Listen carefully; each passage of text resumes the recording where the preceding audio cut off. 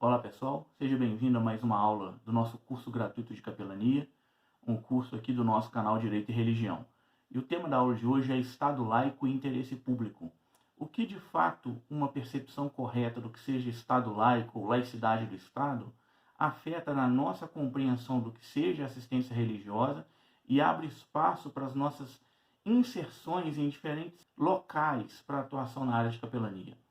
Antes da gente começar, eu queria dizer para vocês, em primeiro lugar, que o nosso curso hoje, a nossa aula hoje, está baseada nesses 3 livros, a gente já fez a indicação deles, e eu queria que você considerasse mais uma vez em adquiri-los. Primeiro, esse livro, que você precisa saber sobre capelania, é uma obra que trata de temas gerais aplicáveis a todas as áreas de atuação do capelão. Em segundo lugar, esse livro, Ensino Religioso. Capelania, como a gente vai ver, não é ensino religioso, mas aqui você vai encontrar alguns valores fundamentais quando você for entender a participação da igreja dentro de uma escola, principalmente das escolas públicas. E em terceiro lugar, esse livro, Deus na Prisão, que traz uma abordagem jurídica e sociológica da capelania prisional. Então, antes da gente começar, eu queria que você desse seu like, se inscrevesse no canal e compartilhasse esse vídeo. Mas vamos lá para a aula de uma vez. Bom, eu queria que você acompanhasse comigo, em primeiro lugar, o seguinte. Onde está definida a atuação da igreja enquanto capelania ou, nos termos da Constituição, assistência religiosa? O artigo 5º, inciso 7º da Constituição, eu queria que você acompanhasse a leitura comigo, diz o seguinte: é assegurada, nos termos da lei, a prestação de assistência religiosa nas entidades civis e militares de internação coletiva. Ou seja, a lei é que vai regulamentar esse tipo de atividade, né? A prestação de assistência religiosa. E esse dispositivo da Constituição deixa muito claro que está garantida a assistência em entidades civis e militares de internação coletiva. Qual é o princípio que a Constituição está adotando? O princípio é que uma pessoa adepta de alguma religião, por alguma circunstância, não pode por si mesma procurar a religião. Então, esse aspecto religioso é que vai até a pessoa que está necessitada. E, diante disso, a gente tem que, em princípio, a Constituição só estaria garantindo a capelania ou assistência religiosa em presídios, hospitais e quartéis. Porque você há de convir comigo que um detento não pode simplesmente pedir ao diretor do presídio, dizer para ele: olha, eu vou dar um pulinho ali para assistir o culto e à noite eu volto. Não é assim que funciona. A mesma coisa um doente. Ele não pode simplesmente dizer: olha, eu vou me desinternar aqui rapidinho, vou ali participar de uma atividade religiosa e daqui a pouco eu volto para me internar novamente. Então, as pessoas não têm condição por si mesmas de procurarem a religião, e aí o Estado garante que a religião ou essa dimensão religiosa vá até a pessoa. Do ponto de vista legal, a gente não vai entrar especificamente nele agora, mas só para que você fique atento com isso, a Lei 9982 de 2000 regula, em termos muito gerais, a assistência em presídios e hospitais, e a Lei 6923 de 1981 regula a capelania ou assistência religiosa militar nas Forças Armadas. Então, Exército, Marinha e Aeronáutica. Cada estado possui um regulamento específico a respeito dessas matérias, mas isso não é objeto da nossa aula de hoje, mas só para fins de que você compreenda como está posta a questão. Mas se a gente ficasse então só com esse dispositivo constitucional, a gente teria um problema de possibilidade de atuação, por exemplo, na área de capelania escolar, na área de capelania empresarial, capelania parlamentar, capelania social. A questão fundamental é que a gente tem que aliar esse artigo 5º, inciso 7º da Constituição com outros textos da própria Constituição. Em primeiro lugar, o texto que trabalha a dimensão da liberdade religiosa. Acompanhe comigo no artigo 5º, inciso 6º da Constituição.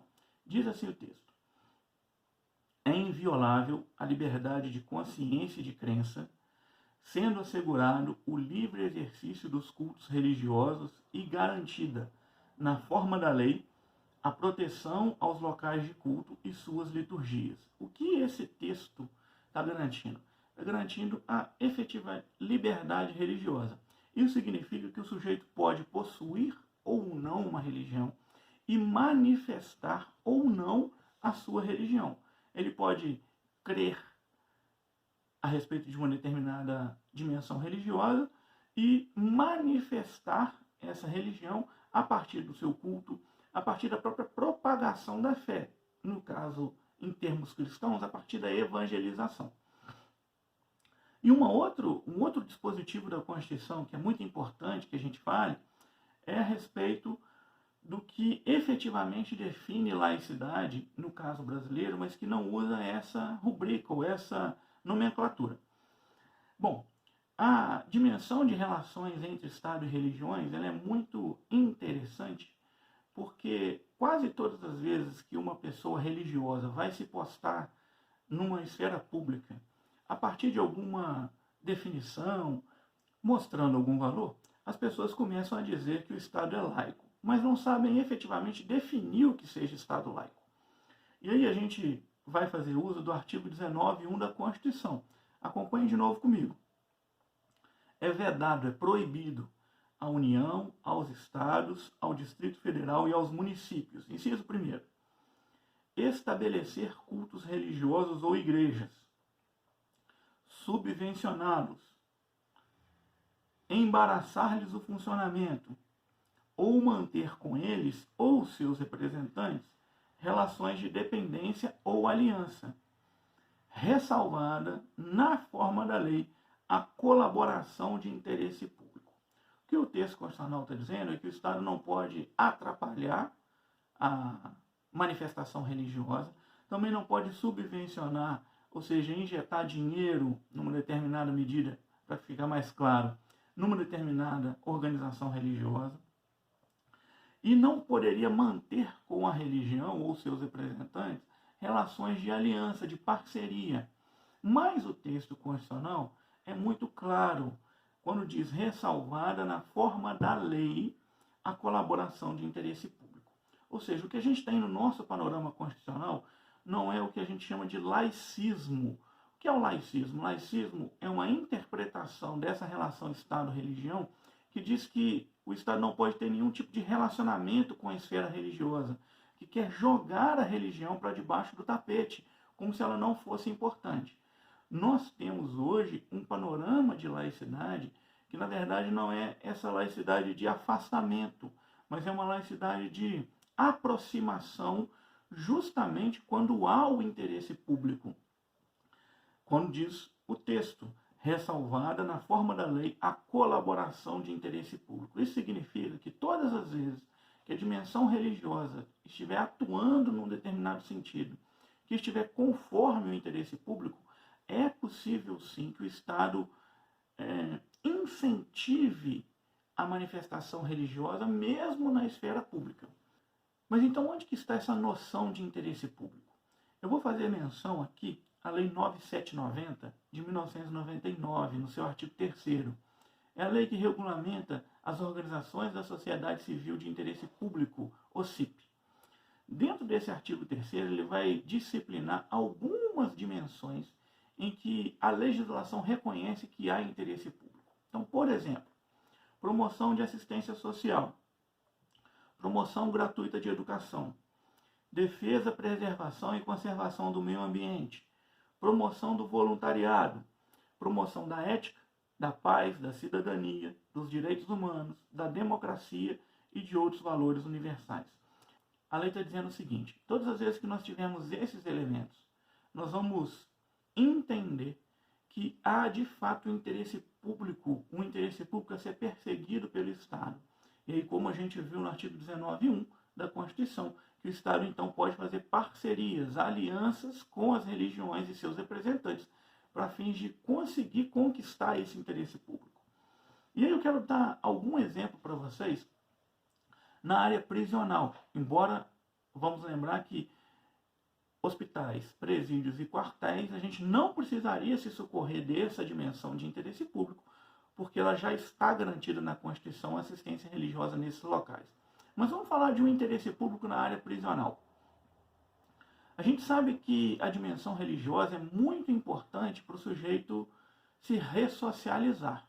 Mas quem diz isso? Quem considera nesse sentido? Eu vou fazer menção aqui a uma decisão do Supremo Tribunal Federal. Veja o que o Supremo diz. A justiça deve estimular no criminoso, notadamente o primário irrecuperável, a prática da religião, por causa do seu conteúdo pedagógico. Quem está dizendo isso não é um pastor, um líder religioso, mas o próprio Supremo Tribunal Federal. Ele está dizendo o seguinte, olha, a justiça deve estimular, numa pessoa que cometeu o crime, a prática efetiva da religião, porque a religião tem um conteúdo moral, um conteúdo pedagógico, ela ensina as pessoas a viver melhor em sociedade. E em razão disso, quando nós estivermos diante de um criminoso primário e recuperável nos termos do que diz o Supremo Tribunal Federal, ou ressocializável, nós devemos estimular nessa pessoa a prática da religião.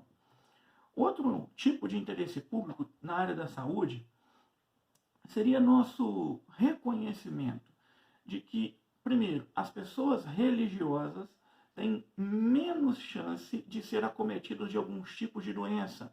Por exemplo, doenças vinculadas a questões psiquiátricas, psicológicas, como depressão, ansiedade, esse tipo de coisa. Então há uma menor chance dessas pessoas religiosas adoecerem. E mais do que isso, várias pesquisas apontam que uma pessoa religiosa tem mais chance de se recuperar a partir de um adoecimento. E por que isso? Porque as religiões são fundamentais na interpretação desse fenômeno doença, o que auxilia tanto no fato de a pessoa ficar menos doente, quanto no fato dela ter mais chance de recuperação da saúde. Ainda que, e agora é uma questão importante e interessante, para que a gente comece a pensar nessas outras áreas de capelania que não estão disciplinadas no artigo 5º, inciso 7º, seria a religião e interesse público nos valores. Bom, todos os constitucionalistas reconhecem a importância do cristianismo para o que a gente chama de consagração de direitos humanos. É com o cristianismo que se inaugura uma interpretação de que todos os seres humanos de fato são iguais. E um texto fundamental bíblico para que a gente entenda isso, ou perceba isso, é o texto de Gálatas 3:28, que diz assim, olha, não há judeu nem grego, escravo ou livre, homem ou mulher, porque todos vós sois um em Cristo Jesus. Aqui o texto bíblico está dizendo, olha, não há distinção humana entre pessoas de nacionalidades diferentes, ou de condições sociais diferentes, ou se a pessoa é homem ou mulher. Todos são seres humanos e são dignos em si mesmo, porque carregam em si a imagem e semelhança de Deus, mesmo que manchada pelo pecado original. E é interessante, na área da educação, a gente lembrar, como eu disse já, primeiro, capelania escolar não é ensino religioso.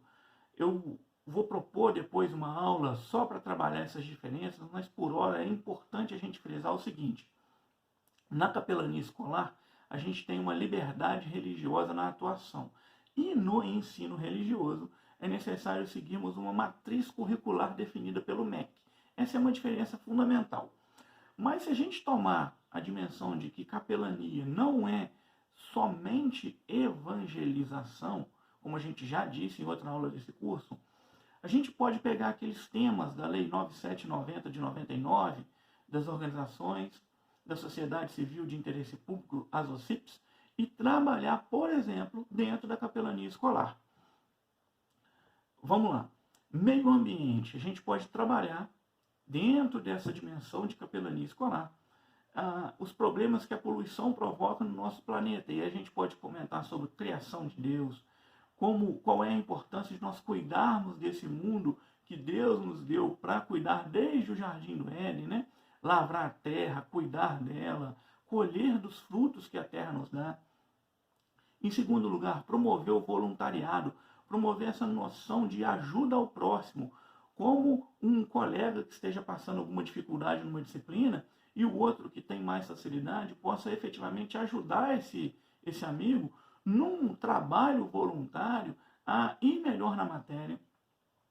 Dimensões de ética, de promoção da ética, lembrar aos alunos, aos estudantes, a importância de ações corretas, como, por exemplo, a obediência aos pais, o respeito aos professores, respeito aos amigos, a toda a comunidade escolar, respeito ao vizinho, e trazer essas discussões a partir desse ponto de vista de uma promoção de uma ética construtiva na sociedade.